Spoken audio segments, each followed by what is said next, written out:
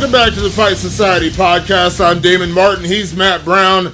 And Matt, I got the intro music right this week. I played your song, so you can't yell at me anymore. It's about damn time. I played Zach Wilde. You like Zach Wilde? I mean, come on. Zach Wilde is the man. Did I tell you I seen him at Copper Mountain not too long ago? No. Man, he came out there and it was like a guitar festival. So, man, of all people, fucking Leroy Parnell was there. Remember him? Yeah, I do remember him. Like I was like, what the fuck is Leroy Parnell doing here? Well, anyway, there was a bunch of blues guitarists and a lot of guys I never heard of, some local guys, whatever. And then Zach Wilde comes out headlining. I was like, what the hell? And so there's not hardly anybody there at all. It's in the middle of the mountains, and here's Zach Wilde headlining. This hippie festival of guitar players, and man, so he's like. Actually, I did make a post on my Instagram. If you've seen, he was walking around the crowd the whole time almost fucking doing solos. Like just walking right through the crowd with his guitar. One of the coolest things I've seen in my life, man. Have you met him before? Yeah, you weren't there? Oh, no, it was Loper. Yeah. It was the first time I met Josta. Oh, that's right. I do remember. I remember that. I do remember that. Yeah, that's right. I forgot. Yep, and so I was sitting there, he's walking around the crowd, and he's right in front of me the whole time. But I was like, Zach, what's up, man? And he gave me a guitar, so a little preoccupied. But he didn't open his eyes, man. He was like, closing his eyes, jamming the guitar. And I'm like, my man, maybe if he notices me, he'd say, what's up, whatever. But was he playing blues, or what was he playing? No, he played a lot of covers because it was the Zach Sabbath, actually. So he did Little Wing, amazing cover of Little Wing, The Whipping Post, what else? Remember a couple Led Zeppelin songs, at least one. Yeah, just a lot of classic stuff. Yeah, I saw a video recently of doing, because I've never seen Zach Sabbath. I've seen Zach Wilde, but I've never seen Zach Sabbath. I saw some live video of them doing, I think it was War Pigs, or maybe it was Children to the Grave, whatever it was, but it was fucking awesome. Like, it was a really cool performance, because, I just never got to see them live as Zach Sabbath. But yeah, I just saw the video, and I was like, damn, now I feel like I really want to see that, so. Yeah, it's worth seeing, man. I think they did, Sweet Leaf, just a bunch of badass songs, man. It was a great time. That's like Taylor Hawkins, the drummer from the Foo Fighters. He has his cover band called Chevy Metal. And I didn't know. Yeah, they do a bunch of cover songs. Like, anytime Foo Fighters are out playing, like, he'll try to get off dates to go play, like, little club shows. And they'll bring out, like, Joan Jett sings with them. And, like, they get, they get, like, really famous people to come out and sing, but they just do cover songs. Like, they don't do, like, any originals. It's all just, like, a cover band. And they just play, and sometimes, like, Dave Grohl will come in and sing. And they just, like, jam out. Like, they do, like, smaller shows, but it's, like, his side project called Chevy Metal, which I always thought was kind of funny. But same kind of thing. They just play cover songs for, like, a full show. Yeah, that's badass, man. Now, you said you're going to a concert tomorrow. What's that? The White Buffalo. Oh, yeah. That's a bad dude right there, man. Yeah, country artist. What is the band called White Buffalo, or is it one dude? Well, the band, it's one dude, the White Buffalo. He has a band, but his name's Jake Smith. But the band, I guess, is now called the White Buffalo. But he was started out by himself. Like, he was one guy, and he just called himself the White Buffalo. But then now he has, like, a full band, so. But he's awesome. I've seen him like 2 or 3 times. I saw him in Pittsburgh. I saw him in Cincinnati like a year and a half ago, and he's playing in Cleveland tomorrow. He's a West Coaster. He's a California guy, and he doesn't really come out to the East Coast that often. So anytime he comes out here, I always make sure and see him because, like I said, I've seen him. I think this is the 3rd time I've seen him, and it's always like random. Like every 2 years he comes out here. So he just had a new album drop. So I was like, I got to go to Cleveland to see him. So here's what I was thinking. Maybe last year we did our album of the year. Remember this? We did. That's right. I was thinking maybe this year we should come up with a few albums of the year and let the people listening decide what they think. The year. Yeah, that's good. First, I nominate Taylor Swift. I nominate Taylor Swift first. I know she's your favorite. With it. I know she's your all-time favorite. I know that you're jamming that right now. So Well, next to my wife, she's my all-time favorite to look at. That's myself. We can edit that part out, right? It's so funny. Like when it's always like, because like whenever I go in and do radio with Loper, our other co-host, like his wife Randy, she always likes like that like pop music, which always cracks me up because like Loper's like a rock dude, and she always loves like the pop music. So you're probably tortured with the same stuff. Worse than Loper, probably, and maybe not so much just because of what our wives are pretty similar. We have very similar wives, but like I don't know, man. I'm just a dick. I just say I can't stand even the fucking thought of it entering my bubble, man. Like, I fucking hate it like with a passion. I get pretty lucky because my girlfriend, she'll torture me occasionally with something like that, like some kind of like rap music, like the really like popular rap, like not like good rap, but like the popular rap. But for the most part, she listens to like 80s like hair bands, like she's into like Journey and shit. So I can dig Journey, you know, like yeah, I can deal with Journey. So like that doesn't really bother me. She does like Fall Out Boy. I took her to a Fall Out Boy show once upon a time. That was all right, you know, like I could deal with that. Like it's not my favorite band, but I can deal with Fall Out. I'd rather listen to Fall Out Boy than Taylor Swift. I can tell you that much. Yeah, no shit, right? So, all right. So, what are you going to be your off the top of your head? We haven't put any thought into this, looked into it. What are going to be some albums that you're thinking of? For 2017, I always get confused because I got to remember what came out in 2017. That's the problem. That's the hard part. Well, I'll give you a couple of them that on my mind, immediately on my mind. First, Five Finger Death Punch was just recent, maybe today or yesterday. Was that recent, right? I know because the single's been out. The album just dropped. I think. Oh no, was that the? I'm just looking at it right now. This is the greatest hits album, A Decade of Destruction. So yeah, that just dropped like last week. Yeah, okay. So their new album still hasn't dropped, has it? No, well, not yet. I'll go ahead and nominate it for when it does drop before the end of the year because it's Five Finger Death Punch. So fuck everybody. Morbid Angel had one. Trivium.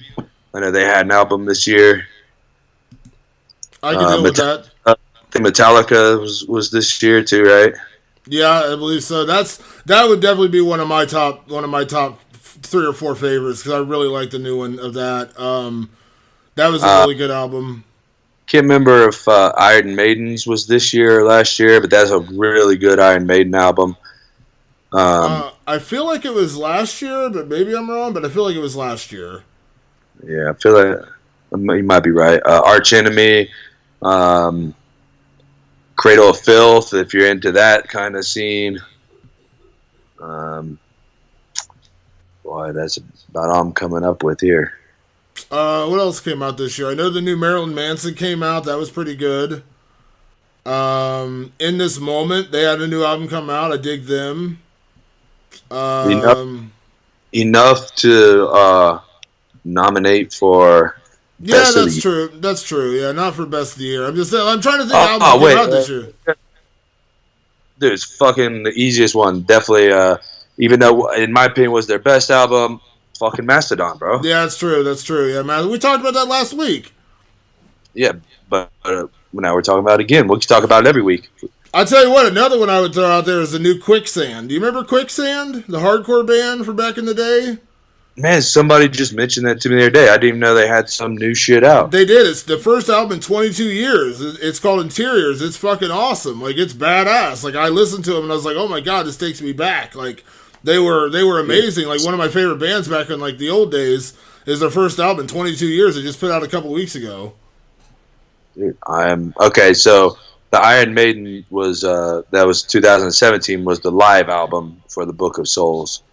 I just looked it up here. That was 2016 was the Book of Souls, and 17 is the live album. So we would count that. I also have to listen to the live and see how it is. But yeah, dude, I forgot that they even existed. You know what I mean? And someone just texted me the other day about it. So I definitely have to dig into that one, man. That's a good one. Yeah, I like the new record by Nothing More. I like them a lot. They're pretty good. They're definitely more like radio friendly rock, but they definitely have a good sound. That was the song that if you saw the promos for UFC 218, the Let's Go to War. That's their song. Really? Yeah. Man, you always got some fucking deep info. That's there's a band called Royal Blood. I like their album a lot this year. Trying to think what else came out like metal wise that I really liked this year. Like, because I always get it. My problem is I don't like. Sometimes I'll like. Zeal and Ardor would be one of mine. Remember that band I told you about earlier this year? I know who those are. Who they are? Yeah, Zeal and Ardor would be one that I would put on there. That album is fucking amazing. I don't know if are you into like Motionless in White? I'm not really a big fan of them. They're all right. I mean, they're one of those bands like if they're on, I don't change the channel if that makes sense. But I'm not like rushing to listen to it either. Yeah, and then I guess you could put down. I guess Linkin Park released an album this year. I mean, tribute to Chester. Boy, it's so bad though. The new album is so bad. I don't know if did you hear it? It's real. I never really listened to them a whole lot, to be honest. I actually liked Linkin Park for some of their stuff, especially like their first album. But like this last album was like I don't know what was going on. Like I got to be honest, like it just didn't do it for me. But I don't want to I don't want to kick dirt on the guy. I mean, obviously Chester Bennington passed away. It sucks and. But whatever. But yeah, definitely not my favorite Linkin Park effort, I guess you could say. But well, I guess I'll nominate. Let's say Nickelback, Beat the Machine. I know that's one of your all-time favorites. Be just to piss you off. No, I would say if we get like three apiece, if we're gonna get like three apiece, I would say Trivium would be one of mine. Trivium for sure. That's a great fucking album, I think. Yeah, Trivium's a really good one. I think Mastodon's one we obviously would both agree on. Mm-hmm. Trying to think, I would nominate the new Foo Fighters record. I love the new Foo Fighters record, so that's not really metal, but I love that record. Well, I might have to go with the Prophets of Rage. They dropped their album. I could dig that. That's a pretty decent album. Yeah, so anytime I can hear Tom Morello play guitar, I'm all on board. So what I'm saying, man. Damn, did you know Power Man 5000 released a new album actually? Did they? Yeah, I didn't even know they were still around either. I was gonna say I didn't know they were still around. Right. Cannibal Corpse, Converge, they both released new albums. Huh. Man. I didn't even know Power Man 5000 was still a band. I know, right? I actually knew he's been touring, actually, but yeah. And then Morbid Angel, I haven't listened to their new album yet, but I'm definitely gonna have to check that out, and that could end up being a nomination. Yeah. Let's see what the people say, man. Tell everybody to send in their picks, votes. Let's get it going. I like the new Stone Sour is pretty good too. I don't know if you listened to that, but the new Stone Sour is pretty solid too. Stone Sour, man. I'm definitely going to have to check that one out. Yeah, that's a good one. I like Corey Taylor, man. It's weird. I think I still love Slipknot, but I don't know. Like, I feel like Stone Sour has been a little more consistent recently. Like, they're like top to bottom, their albums have been a little bit better. But then again, like the last Slipknot was really, really good. So I don't know, but I like whatever Corey Taylor does. I seem to like. That sounds very blasphemous towards Slipknot. I'm just saying, like, Stone Sour's been pretty consistent. Slipknot's had some really good singles, but like their whole album hasn't been as strong in recent years. But I will say their last album was really strong. So which one strong that you're referring to? Hold on, let me look. I can't remember the names all. I'm so like it's so bad. I can never remember the names of albums.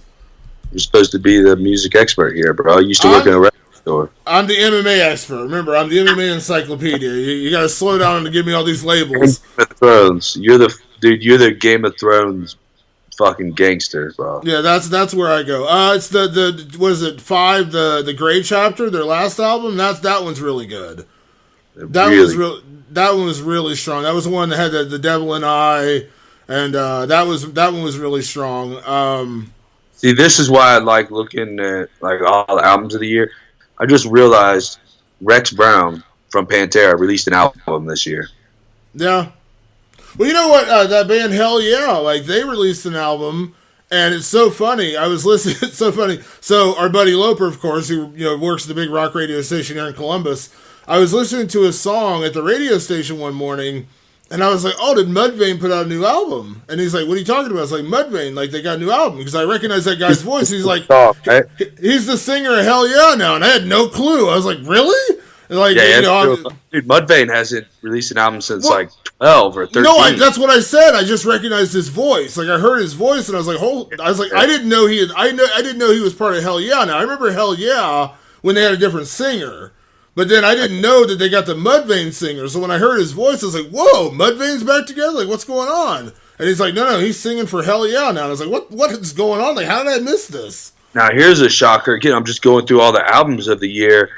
Dude, just released in June, a new album by 18 Visions. I don't know if you remember them or heard of them. They're like a SoCal band. I think probably Huntington Beach, Orange County, one of those bands that they had really, really solid. It was kind of, I guess, like post-hardcore style, maybe alternative metal, like just on the verge of radio friendly. You know what I mean? Like real good grooves and really good, like sort of, man, just fucking really good, man. Like almost like All That Remains-ish, where like a lot of it could be on the radio, but they kind of got to make a song just for the radio. Right.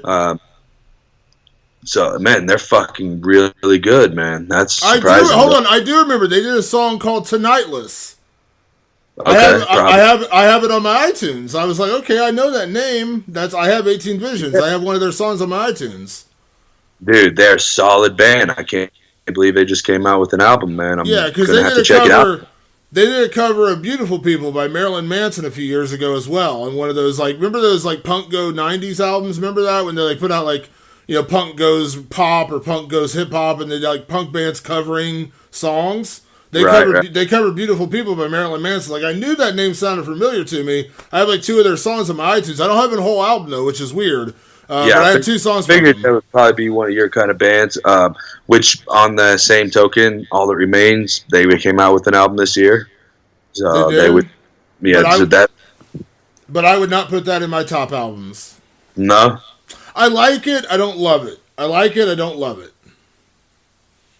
I mean, the 3 we've already named, it's not going to compare with those. So, if we're talking about the best, the absolute best of the year, I wouldn't put All That Remains in that list. I would say it's good. I like it, but it's not one of those where I'm like I've listened to the new Mastodon like 50 times. You know what I mean? That's like every Mastodon album, though. Yeah, but I'm saying I don't get the. But that's also the problem with Mastodon. Every time they come out with an album, I just grind it in. I'm like, dude, Mastodon's the greatest band in the world. Then a year later, I'm like, dude, I can't even listen to another Mastodon song. You kill it. Well, it's like when I get a new album, like I can kind of get obsessive about it. Like I have to listen to it for like a week straight to really like know how much I like it. Like get to know the songs and everything like that. And Mastodon's one of those bands, I think we talked about this last week, where it's like Mastodon's one of those bands where you have to listen to it numerous times to really pick up all the levels of their albums, and same way like the new Foo Fighters record. Like the new Foo Fighters record, when I first heard it, I was like, okay, this is good. Like, it's whatever. And then I kept listening to it, and I found more things I liked about it. And that's kind of like how I am with albums. Like if I listen to it, like, for a week straight, I can't get it out of my head, then I know I really like it. And I didn't have that reaction to All That Remains. I listened to it like once or twice. I was like, okay, it's good. I'm ready to move on. Yeah, it's some of them are like coffee. It kind of tastes like shit at first, and then eventually you can't start your day without it. Yeah, except I hate coffee, so. Yeah, like I said, because you haven't acquired the taste yet, man. It's true. Although I did acquire a taste for beer, which didn't have for the longest time either. I used to be a whiskey guy. And then a few years ago, I was like, oh, no, I need to like beer. I feel it's weird that I don't like beer. And now beer is like when I go out drinking or whatever, beer is all I drink. So did it put hair on your chest? It did not. I did not have the hair on the chest, but still. I think your voice deepened a little bit. It did deepen a little bit. So Your beard's a little bit thicker, fuller. yeah, helped out there. Did you watch the fights this weekend? Of course. Well, UFC? kind of. Actually, I was doing a signing, so I actually had a lot more people show up than anticipated. So I was kind of watching on and off. Were you out in LA or were you back in Colorado? No, I was at a casino here in Colorado. Okay. It was a good card. I was there in Detroit. It was a good card, man. It was a good night of fights. We split on our picks. I got Max Holloway, but you got Francis Ngannou. So believe me, I was thinking about it the whole time about how I needed to be right. Aldo, man, I keep telling you, stop picking him against me, man. For some reason, I just know how to pick against Aldo. I've done it 3 times now, and you've lost every one of those. 3 times now? Yeah, I picked him again. I picked Conor, and I picked Max the first time, and I picked Max the second time. Yeah, okay, yeah. You're right. Yeah, well, shit, man. I think I don't know if, man, Max is that good. Max is fucking that good, probably, huh? Man, well, that's the thing that I hate about when a guy dominates a legend, like Max has done twice to Aldo. Suddenly, you get that group of people who are like, well, Aldo's fallen off. I don't think it's that at all. I think it's Max is just that good. He figured out a way to beat Jose Aldo.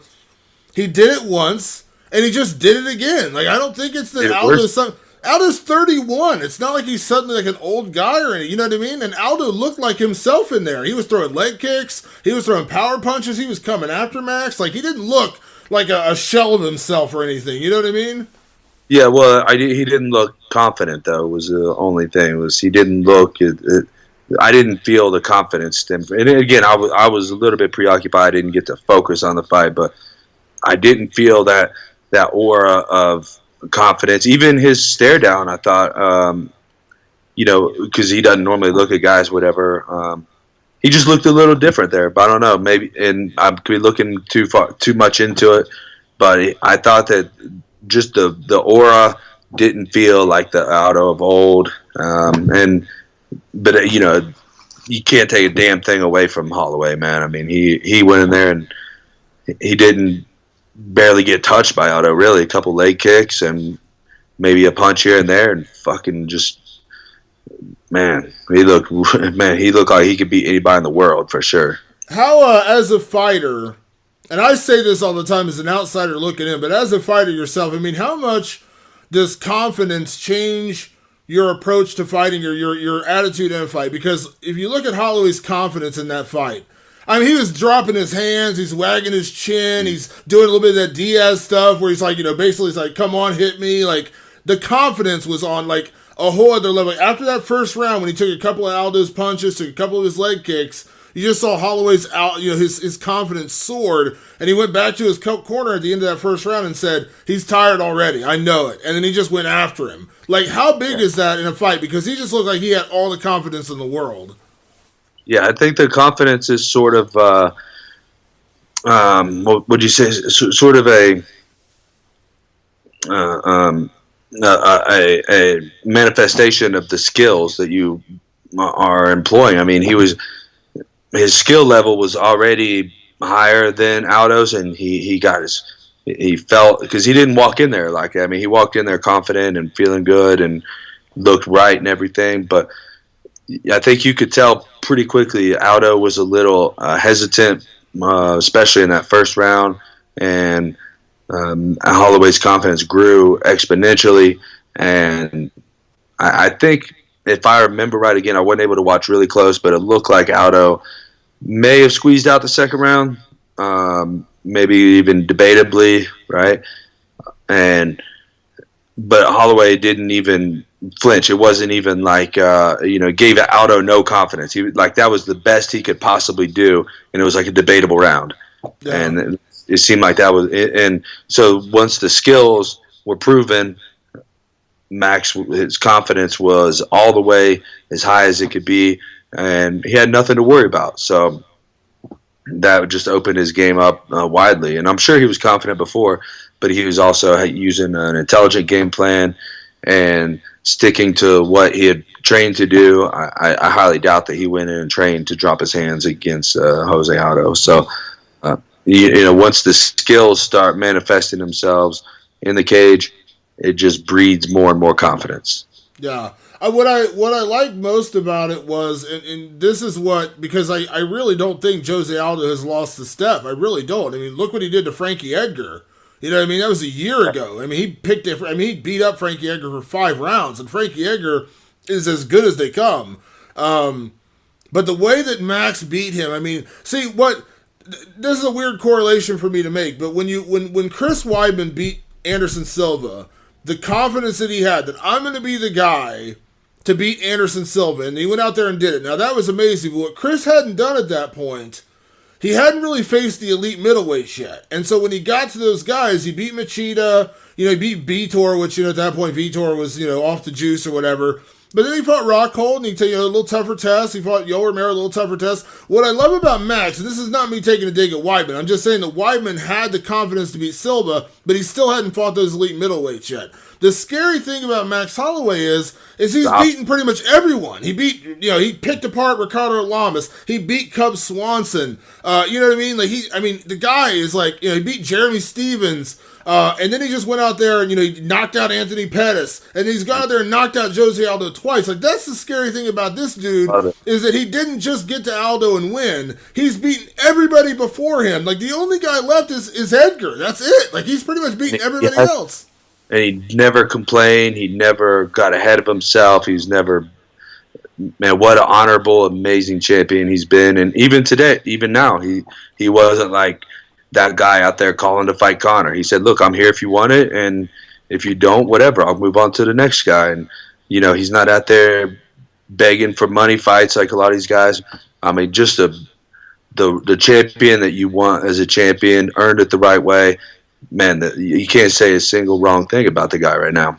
Yeah, he's awesome, and I love what he said about Aldo, because I asked him about Aldo at the post-fight press conference. I said, now that you have him beating him twice, what does this do for your legacy? And instead of really talking about adding on to his legacy, he talked about how great Aldo was. He's like, they should be building statues to this guy in Brazil. That's the kind of admiration he has for Jose Aldo, which he does. Jose Aldo is one of the greatest fighters of all time. Losing twice to Max Holloway does not diminish Jose Aldo. All it does is prove how good Max Holloway is. Right. That's it. Yeah. Yep. And, man, so him and Edgar's going to be a hell of a fight, man. I can't wait to see that one. I love it. And that's probably one of my biggest problems with the sport is, to build one guy, you have to tear another guy down, and I hate that because Jose Aldo is one of the greatest fighters ever. You know what I mean? That's like saying when Conor knocked him out and they said, it's a lucky punch. There's no such thing as a lucky punch. He meant to hit him, he hit him, and he went down. But it doesn't mean that Aldo still is not one of the greatest ever. You know what I mean? Build up Conor or Holloway and say, great, these guys did amazing things.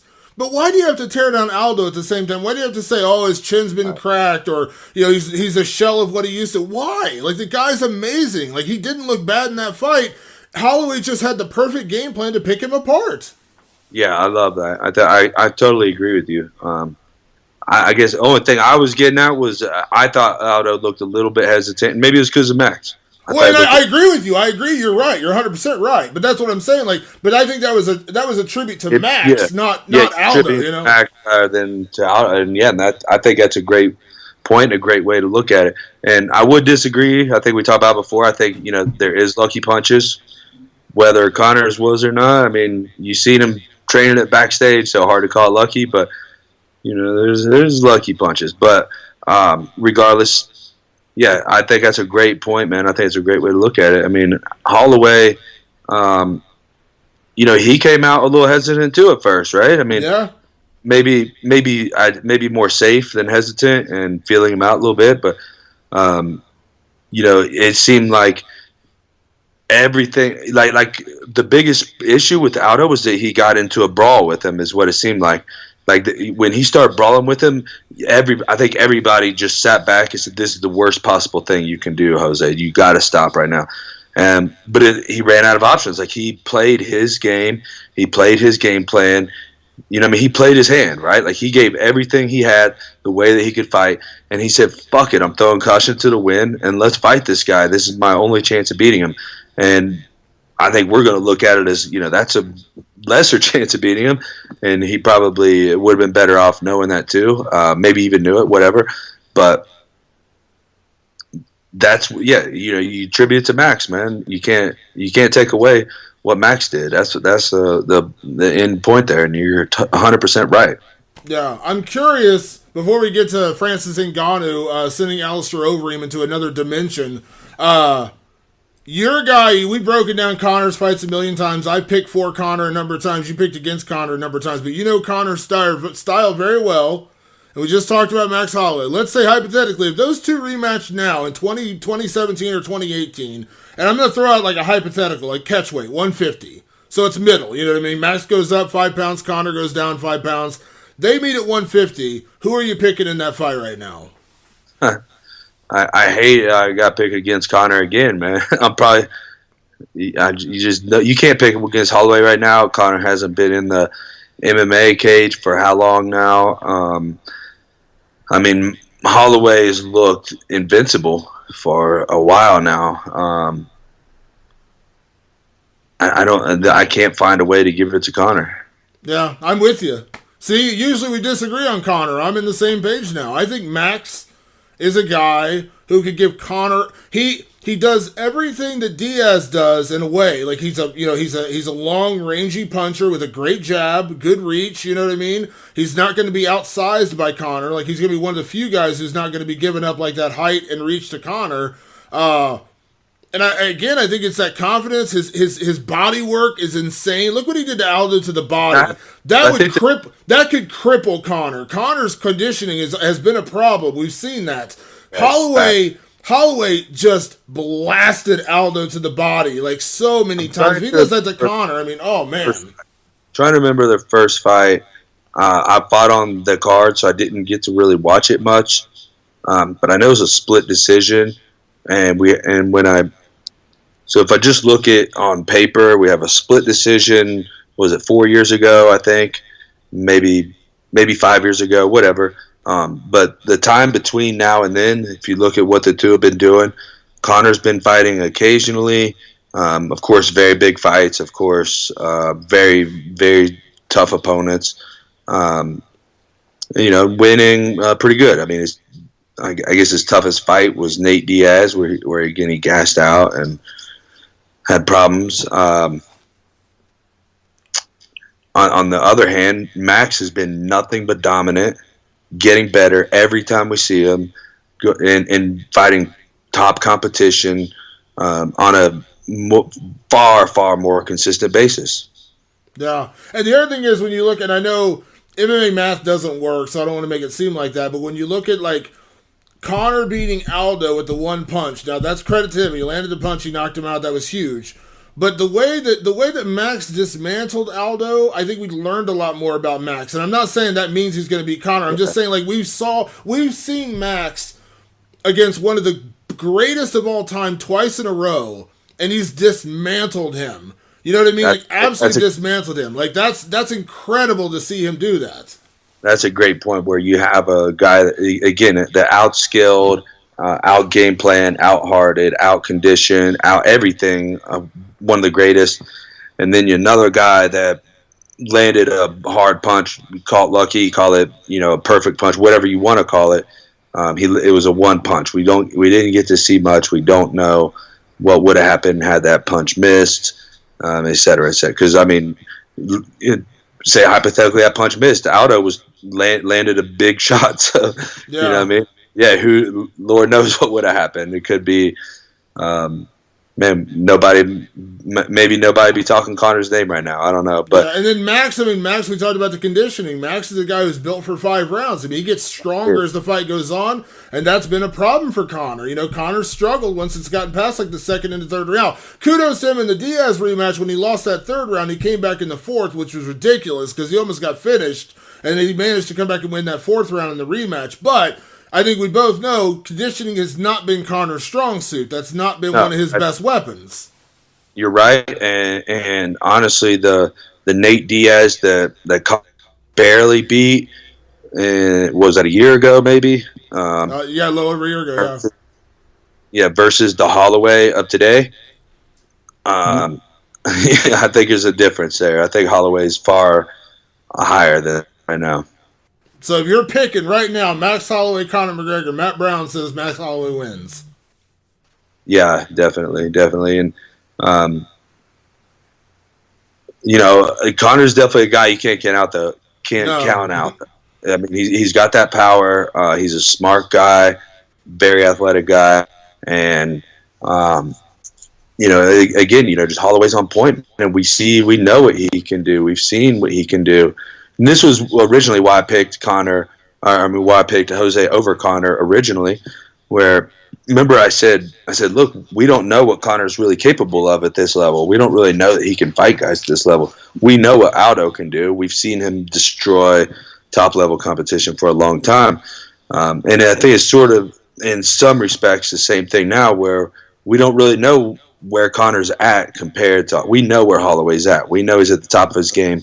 We know he's smashing guys. We know that he just beat Aldo again. He beat Lamas. I mean, the names more. I mean, he's just beat one guy after another. He said Pettis and one guy after another. Pettis is probably, I think, the closest comparison to Conor style-wise. Obviously, obviously we'll find the differences there, but style-wise, you'd have to compare those, probably the similar, and that doesn't add up. That doesn't add up well for Conor. While Max has been out there improving, getting better at being a fighter, Conor's been getting better at being a boxer and probably a better businessman. But and the other thing you got to throw Conor's favor is one thing that he does very well is in the lead up to the fight, his mental warfare is absolutely a weapon. I mean, I think he absolutely that phasing Max, right? Well, no, I agree with you. I'm just saying, I think it got to Aldo. I absolutely think it got to Aldo. I think it got to Eddie Alvarez. I think the only guy he's never really gotten to was Nate Diaz. Nate Diaz didn't give a fuck, and that's why I think Nate performed better. I don't think it would get to Max, but like I said, hypothetically, I don't know. We got to see it happen, and now. 4 years ago they were on the prelims of an FS1 card in Conor's second fight. So he wasn't the Conor McGregor of now, and Max Holloway wasn't the Max Holloway of now. So we don't know what that buildup would be like. I mean, now they're two of the best pound for pound fighters in the sport. What would that buildup be like? That scrutiny, that spotlight. Conor handles it very well. Would Max react to that very well? I think he would, and I think you agree. But we just don't know until it happens. Yeah, that's a fact. You never know, because Conor, if he's good at one thing, it's the fucking mental game, right? Well, it's like you said with Aldo. It's like the reason why you leaned Aldo in the McGregor fight is because we hadn't seen McGregor fight that level of competition. I agree with you, and that's what I'm saying about this. Max has been in the spotlight, but he's not been in a Conor spotlight. That's a whole other animal.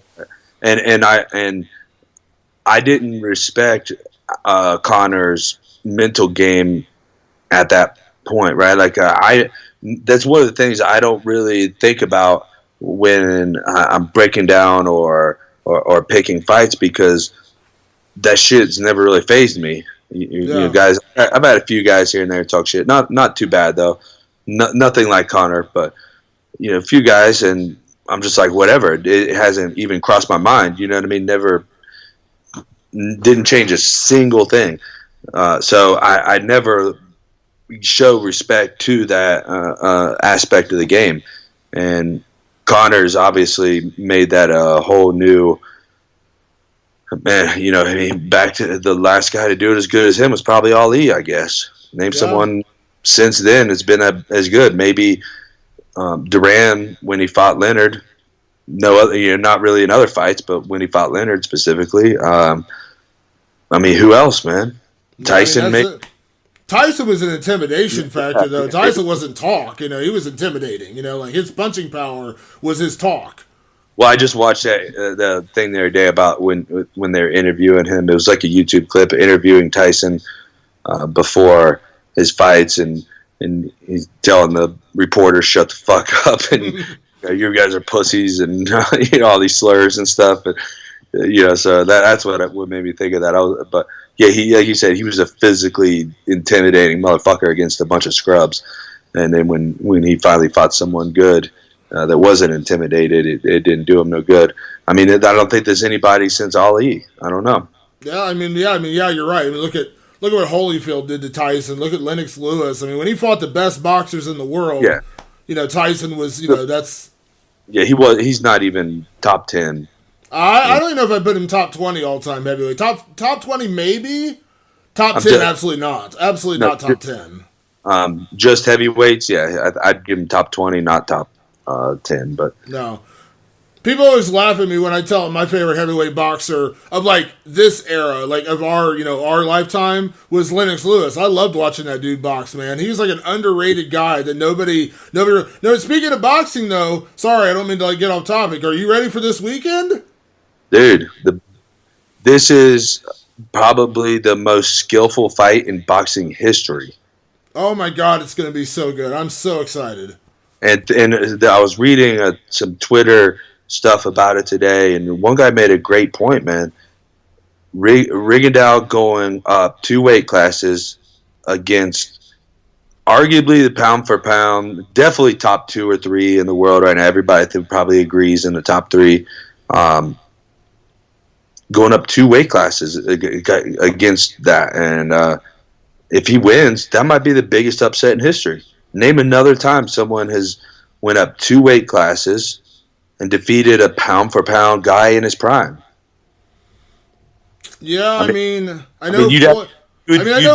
know Floyd went up when he fought De La Hoya, but De La Hoya wasn't the best at that time. You know what I mean? Like he went up in weight, but he wasn't.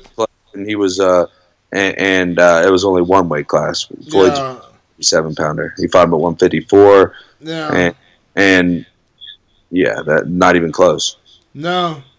It's funny too. You heard Holloway over the weekend. He talked about, when he was talking about his game plan. He referenced Lomachenko. Did you hear that when he said that? He's like, he looked at Lomachenko's fights, the way he finesses guys, the way he beats guys. He said he took a little bit of that for his approach to Aldo, which I thought was really smart.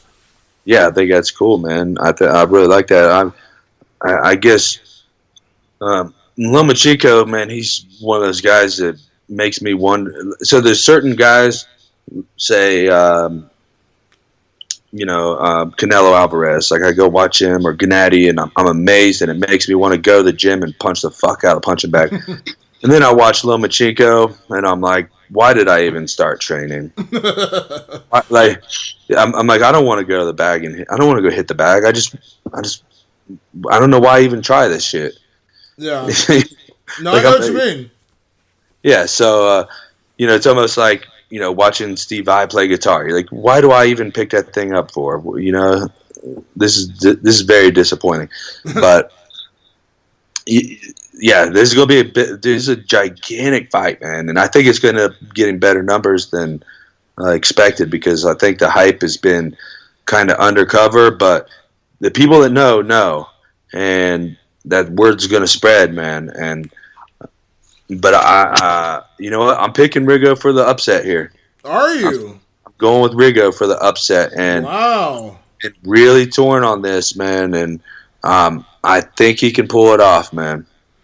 I'm going with Lomachenko. Well, our opposite bets as always. I'm going to go with Lomachenko, but I tell you what, I think it could. I think you're right. The upset could have. Rigondeaux's really, really good.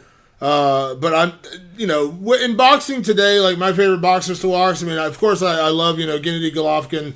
I love watching him fight. And I loved watching Anthony Joshua, what he's been doing lately. Like his fight with, Klitschko is probably one of my favorite fights of, amazing fight. So there's certain guys I like watching, but I do like watching Lomachenko. I remember watching Lomachenko on the undercard. It's actually you, I remember, because I told you I was covering Mayweather Pacquiao. And you said, watch this kid Lomachenko. And I'd never heard of him at that point. And so I started watching him from that point on. And then, I've kind of become a fan since then. But yeah, dude's amazing. Like, he's so good. So much fun to watch. So technically good. So I'm gonna stick with Lomachenko, but I don't think you're off base thinking there could be an upset this weekend. Well, I think the problem that Rigo has to overcome is, for one, he's not going to outsize him, right? I mean, right.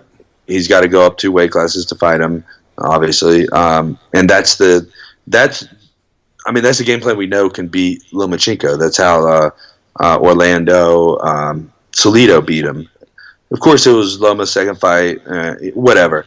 The dude had over 400 amateur matches. He was he's a veteran.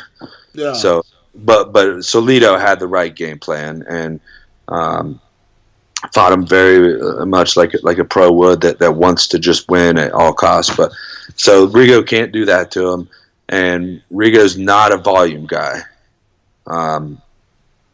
But what I kind of see this fight going is similar to Mayweather and Pacquiao.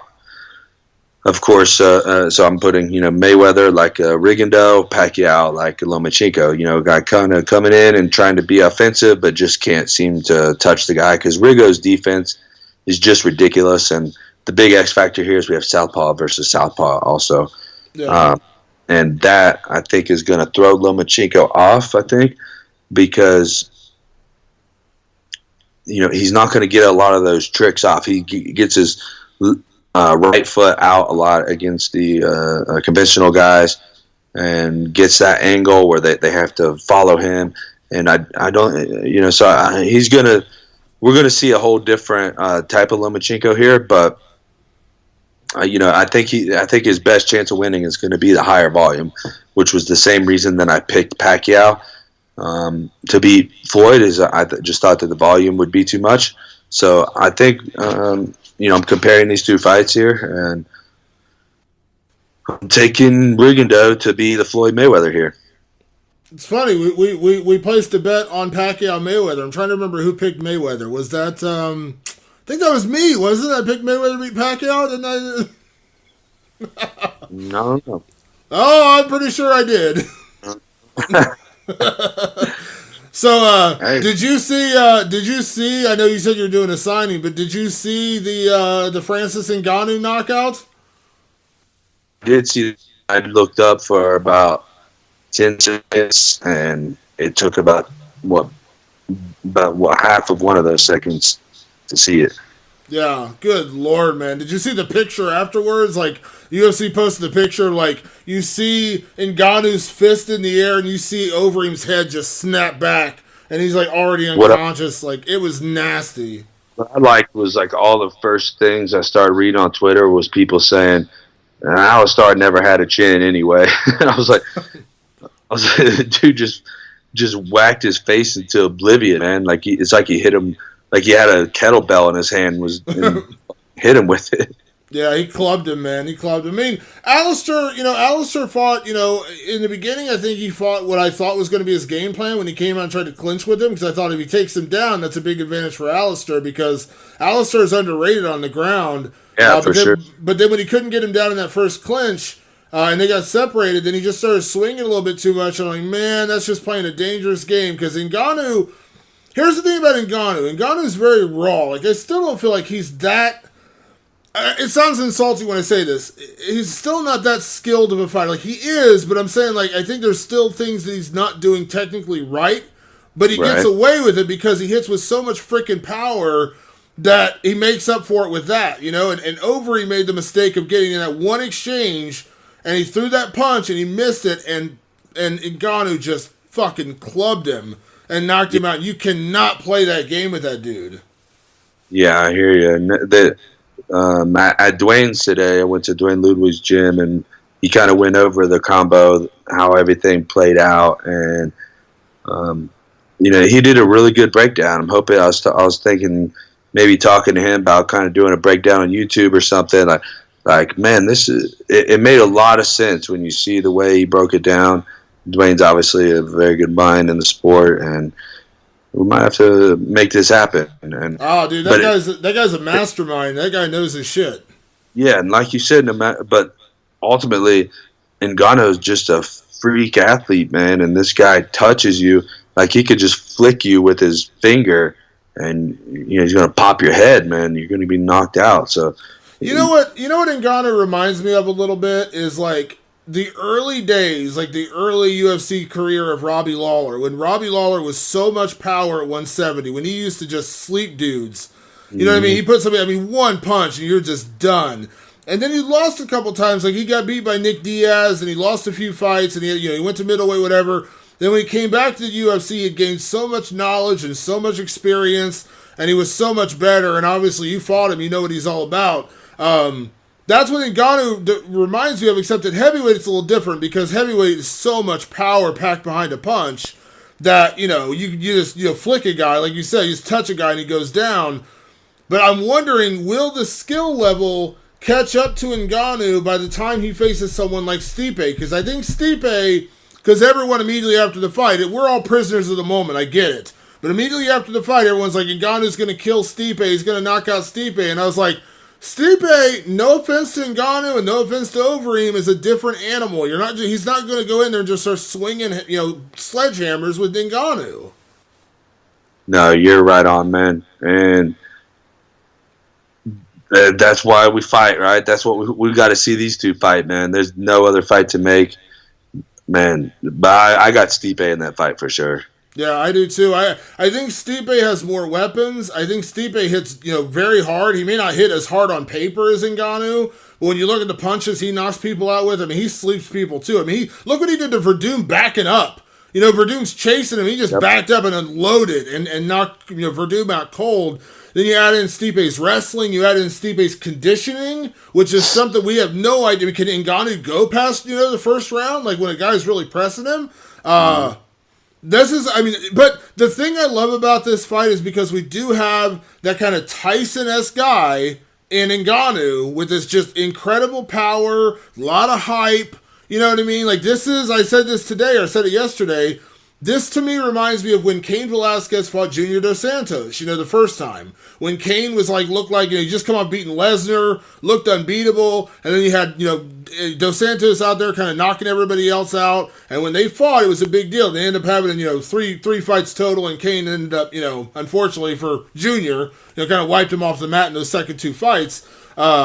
But that's what it feels like. We got the champion, the established guy in Stipe, and you got this young, hungry, Tyson-esque guy in Francis, and it feels like this feels like the first really big heavyweight fight we've had since then, in my opinion.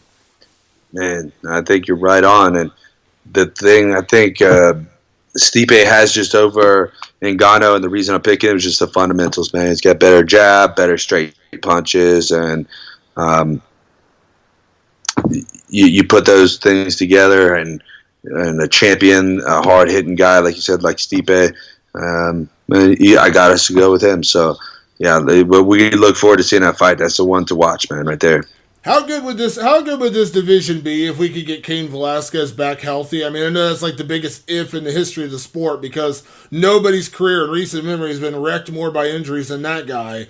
But, could you imagine if you get to throw Cain back in the mix, like a healthy Cain Velasquez? What is he doing, man? What's the problem there? He's still recovering from that neck surgery. He says he's going to come back next year. But, healthy Cain Velasquez is like non-stone Nick Diaz. They just don't go together, you don't put those two words together. It's like saying, a non-high Nick Diaz. You don't see that. Like a healthy Cain Velasquez, it just doesn't happen. Yeah, that's sad, huh, man? I don't know what he needs, man, but I hope that whatever he needs, he gets and comes back. Because I think that him and Stipe are the two greatest in history. Yeah, well, somebody brought this up to me on Twitter yesterday when I put that tweet out about Stipe and Ngannou, and they said, remember a couple years ago when Cain was on his run and John Jones had just kind of come up, and do you remember when they did that face-off 3-4 years ago? They did a fake face-off, somebody's like, could you guys face off? And they did a fake face-off at it was a press conference or something, and I always go back to that picture of one of those great fights we never got to see, we'll probably never get to see because, Cain is injured and John is maybe facing a 2 or 4 year suspension. But that's one of those fights we never got to see, and it kind of bums me out because that was at a time when, Cain was on a run, John was on a run, and man, I just think about the kind of prospect of what we're, man, because I was getting hyped up for John Jones and Stipe, and now I don't think that'll ever happen either. But thankfully, we got Ngannou coming up, and it looks like that's going to be a fun fight. So, yeah, who knows what'll ever happen with John Jones, man? But man, what a crazy fucking sport, man! Changes every day. It seems like, huh? Dude, it's crazy. I've had this conversation about John before. We've had this conversation about John numerous times.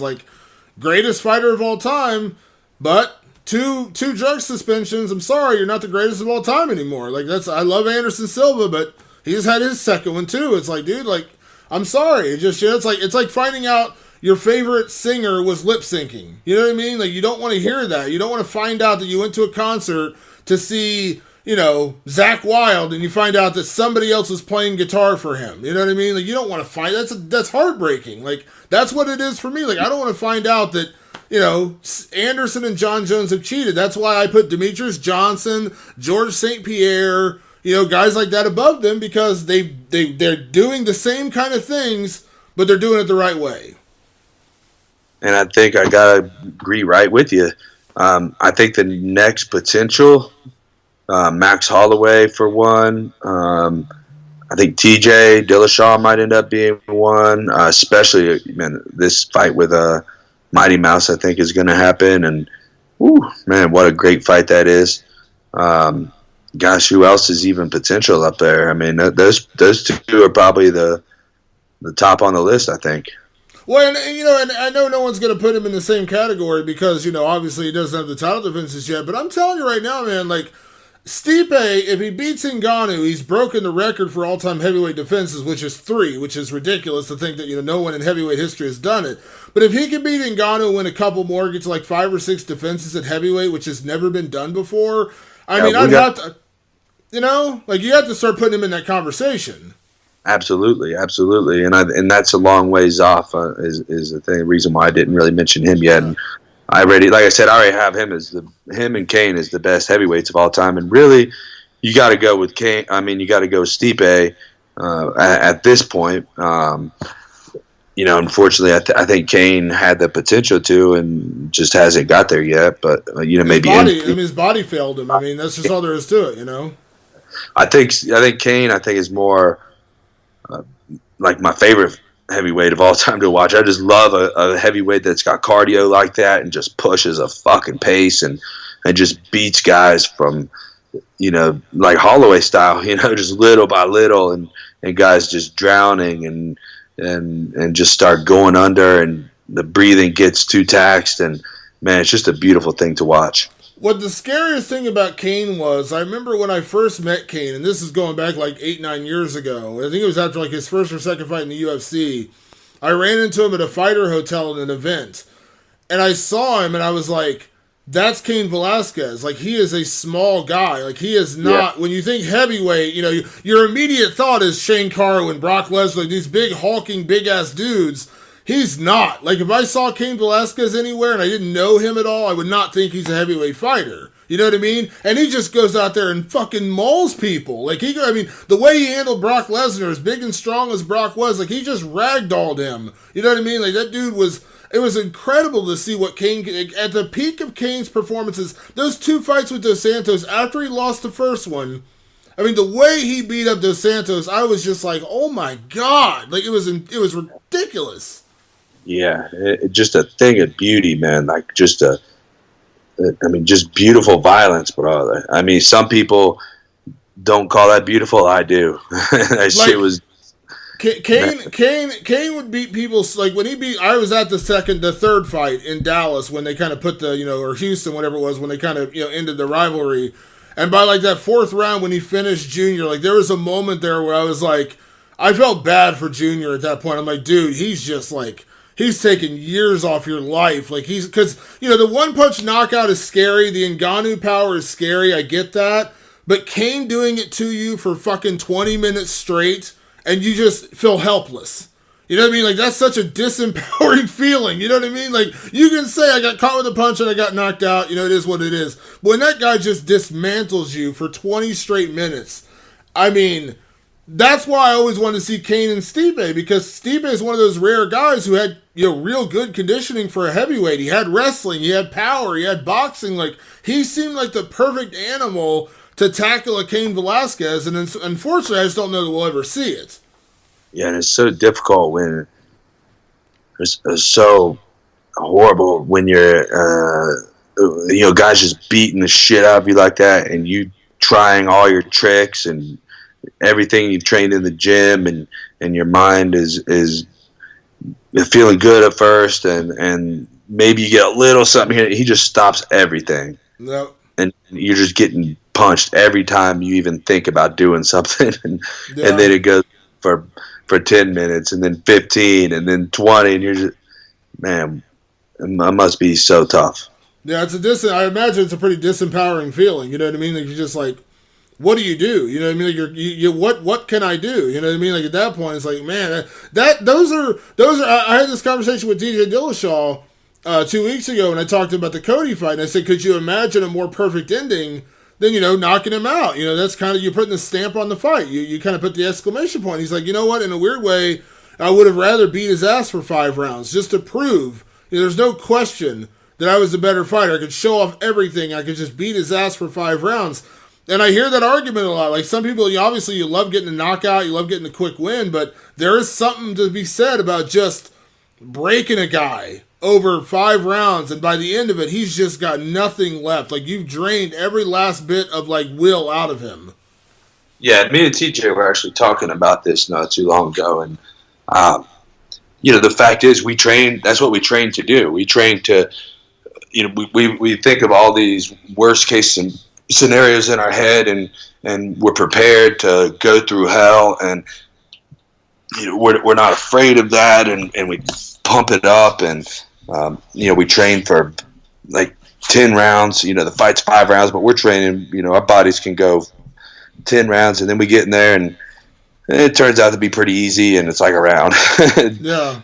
We want to push our body to the limit. We want to test everything we got. We want to see what we're capable of, and it's no better feeling when you're getting in those deep waters and you're testing what you're capable of. He's testing what he's capable of, and you come to find that you're capable of more because you put in that work. No better feeling in the world. How torn down the middle are you going to be if TJ ends up fighting Demetrius? Are you going to just be like sitting there like as a fan? Because I know it's going to be a tough one because you used to train with Demetrius out in Washington, obviously, and then I know TJ's one of your guys now. That's going to be a tough one for you. Yeah, I won't be cheering for either, to be honest. But the fact is, man, I'm going to enjoy that because it's that's the Rigo Lomachenko fight of MMA. I mean, those are the two of the best pound-for-pound guys in the world. Certainly, DJ has proven himself to be the top pound-for-pound guy in MMA right now.